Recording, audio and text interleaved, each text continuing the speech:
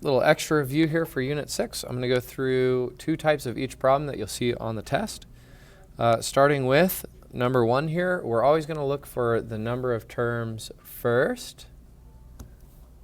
And in this one, we have 4 terms. 1, 2, 3, 4. So when we have 4 terms, we want to split. And we are going to factor the greatest common factor out of our first 2. So out of 15 and 5, our greatest common factor is 5. And out of r to the third and r to the second, our greatest common factor is r to the second. We then divide that out of our 2 terms here. So 15 divided by 5 is 3. R to the third and r to the second. When we divide, we subtract, so we're going to get r to the first. And then negative 5 divided by 5 is negative 1. And r squared and r squared cancel out, so there's no r's on that second term. In our second group, we're going to divide out a negative because the first term in our second group is negative. And our common term between 9 and 3 is 3. So if I divide that out, that's going to leave me with 3r minus 1. 9 divided by 3 is 3. And 3 divided by negative 3 is negative 1. You can also think what multiplies up to give us those terms. Once we've done that, we're going to check. We have like terms on both ends. So we're going to be left with our outsides, 5r squared minus 3, multiplying with our insides of 3r minus 1.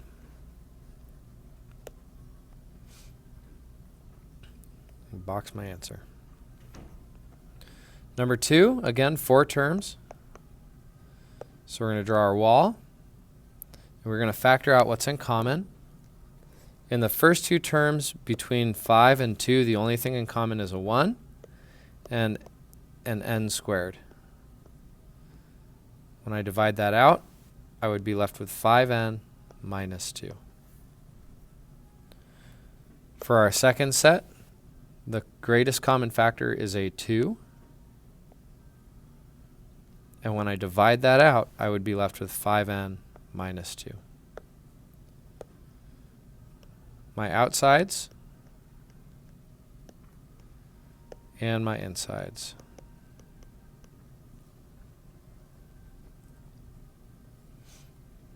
For number 3, I have 3 terms. So 3 terms, I'm going to use my big X.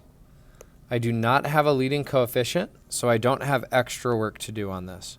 I'm going to take negative 9, goes on top, negative 8 goes on the bottom. And I'm looking for what would multiply to make negative 9 and combine to make negative 8. And that would be 9 times 1. So if I have 9 times 1 and I have a negative 9, this would multiply to make negative 9. And negative 9 plus 1 is negative 8. No leading coefficient, no extra work. We're going to take our side numbers and we're going to set them in groups with our variable. So b minus 9 times b plus 1. If I were to multiply these up, it would give me my original. Okay, same thing, 3 terms.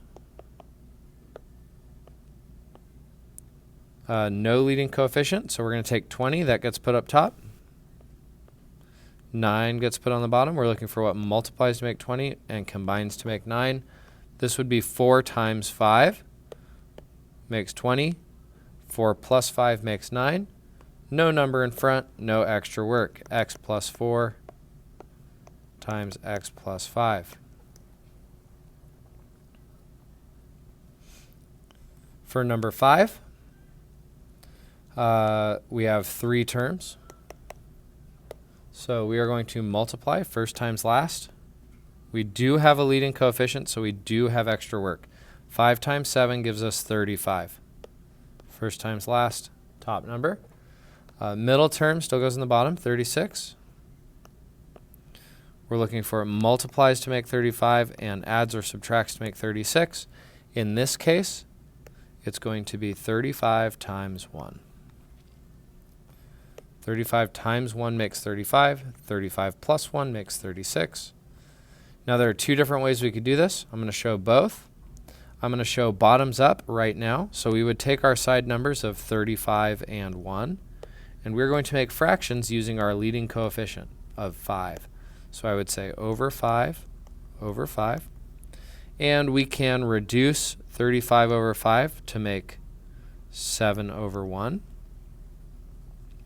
We cannot reduce 1 over 5. So these are my two values that I have, and I'm going to give each one a b because that is our exponent, or our variable. And then we write our bottom first, or bottoms up, bottoms first. So 1b plus 7 and 5b plus 1. And those come from there. If you use grouping, you would do it this way, and you would make a 4-term polynomial, and you're going to replace 36b with 35b and 1b. So I'm going to do plus 35b plus 1b. Now I have 4 terms I can factor by grouping. I can take 5b out and be left with b plus 7.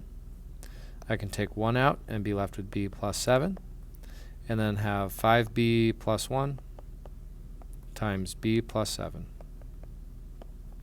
If you notice, I get the same answer in both.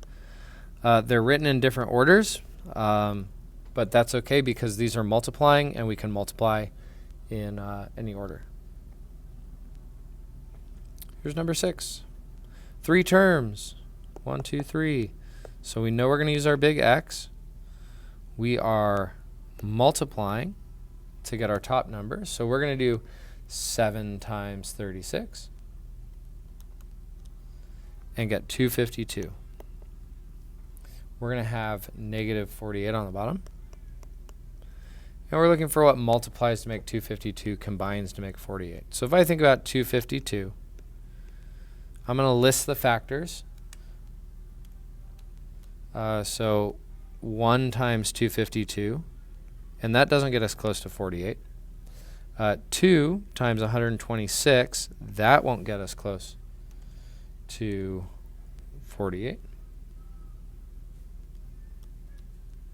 3 and 84 still won't get us close to 48.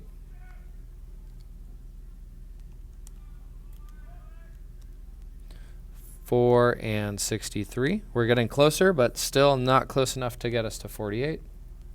5 doesn't work.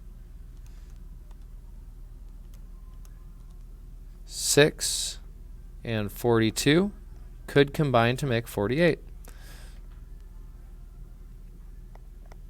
So if there's a large number, you can systematically list each factor until you find the one that works. 6 and 42, both of these would have to be negative.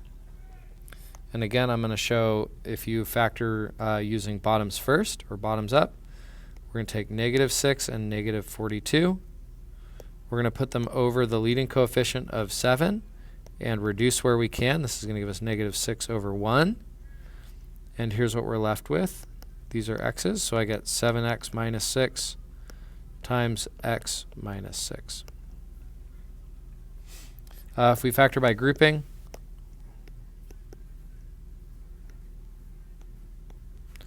we're going to fill in our middle term using negative 6 and negative 42. I'm going to put negative 42 first because that makes more sense to me to go with the 7. So I could pull out a 7x and be left with x minus 6.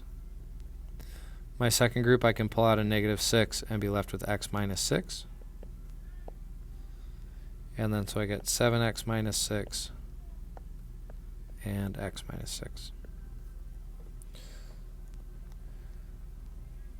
For number 7, we have 2 terms, 1, 2. So we're going to look and see if they're perfect squares. These are perfect squares. So we use the square roots here The square root of 49 is 7, because that's 7 times 7. The square root of x squared is x, and the square root of 81 is 9.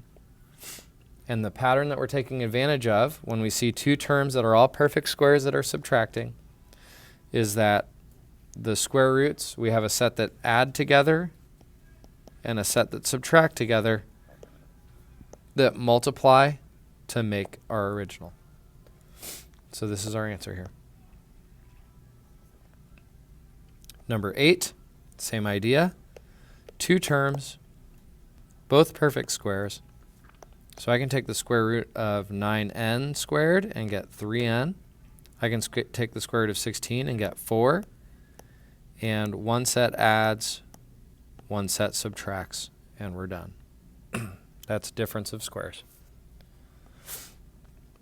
The final kind we may see are three terms where our first and last term are perfect squares. If our first term and last term are perfect squares, we want to check if we take the square roots of each, multiply them together, so 3 times 1 would multiply together to make 3x, and then if I double that, times 2.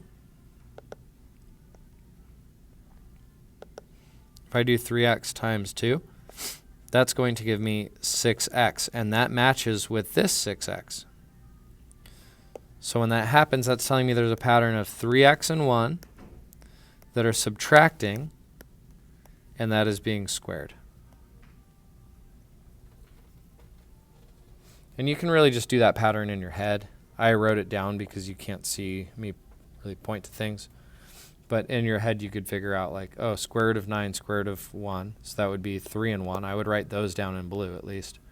And then in your head, check, okay, well, 3 times 1 is 3.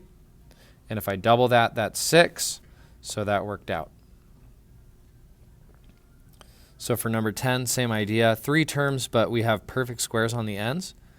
The square root of 9n squared is 3n, and the square root of 25 is 5. And let's just double check. If I were to multiply these together, I would get 15. And if I double that, it does make 30. So because of that, we're going to use a sign of the middle term every time. We're going to get 3n minus 5 squared.